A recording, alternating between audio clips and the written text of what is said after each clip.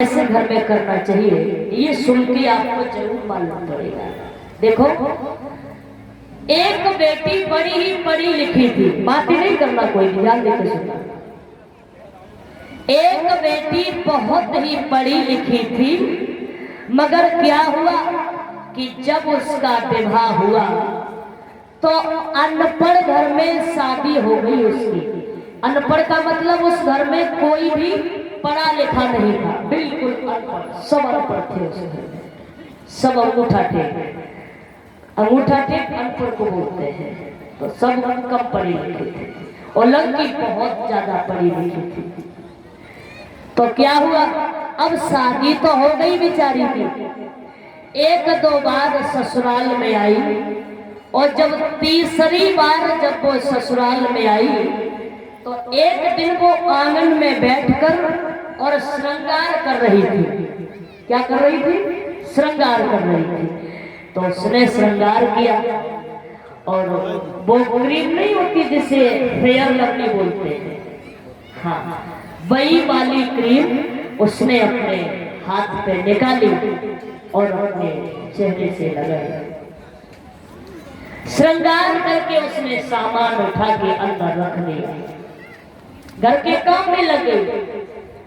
अब उसका जो छोटा देवर जो था वो बैठा बैठा देख रहा था कि भाभी ने क्रीम लगाई है, तो वो भी अंदर गया और जो क्रीम भाभी ने लगाई वही वाली क्रीम उसने भी निकाल के अपने हाथ पे रखी। अब जैसे ही उसका विचार किया कि चलो इस क्रीम को मुंह से लगा लो, फिर इसने सोचा कि भाभी ने क्रीम लगाई, अगर हम लगाएंगे तो देर में आराम करेंगे, अगर जा क्रीम को खाए लो तो जल्दी आराम करेंगे। अब क्या हुआ, उसने क्रीम को निकाल के हाथ पे रखा और हाथ पे रखने के बाद में उसने वो क्रीम को खा लिया, और जैसे ही क्रीम खाई तो भाभी ने देखा तो उसकी पिटाई लगा दी।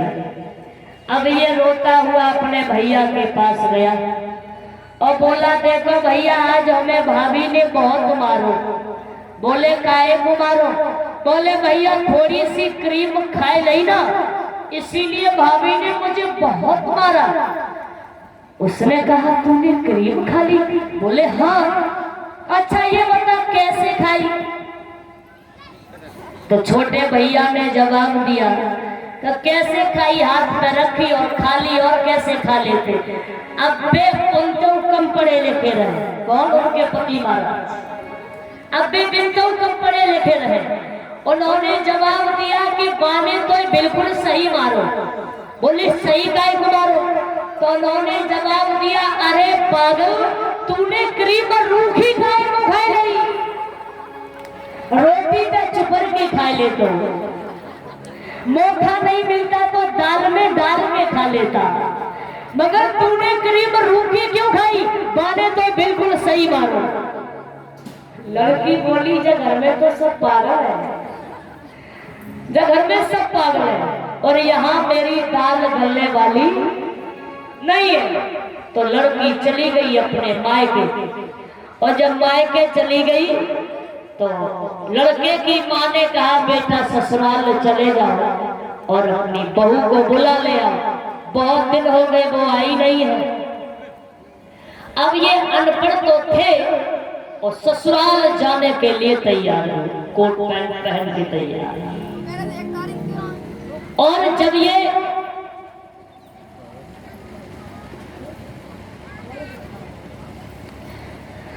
जब ये ससुराल में जाके पहुंचे तो ध्यान देना, सास ने बड़ा ही आदर किया और बड़ा सम्मान किया, बैठा लिया, बेटा भोजन कर लो।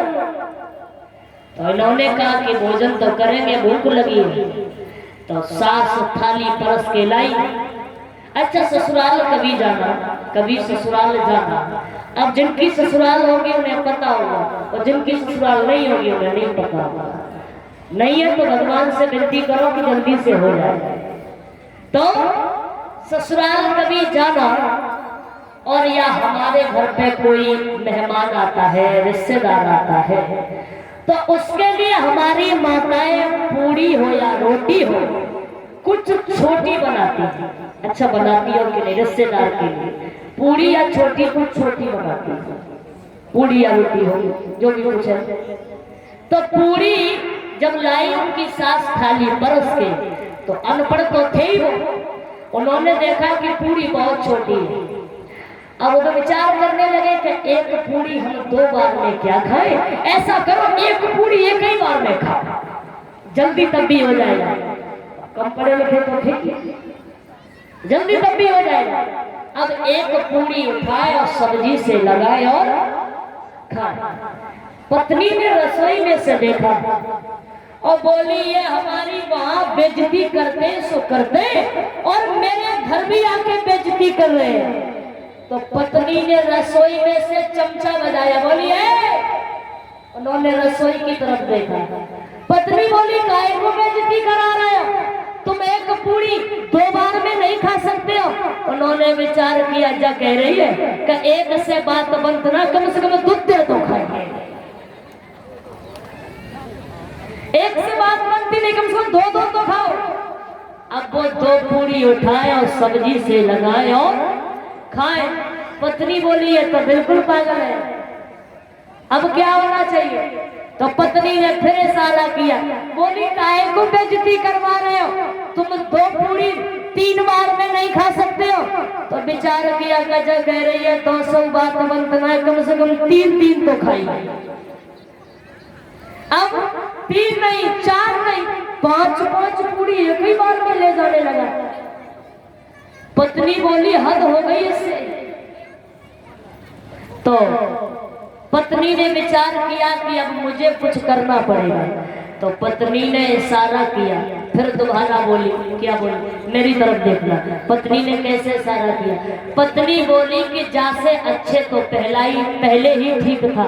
पत्नी बोली जैसे तुम पहले मर रहे थे तैसे ही मरो। माथा ठोक के बोली, जैसे तुम पहले मर रहे थे वैसे ही मरो। अब ये अनपढ़ सोचने लगे कि ये इशारा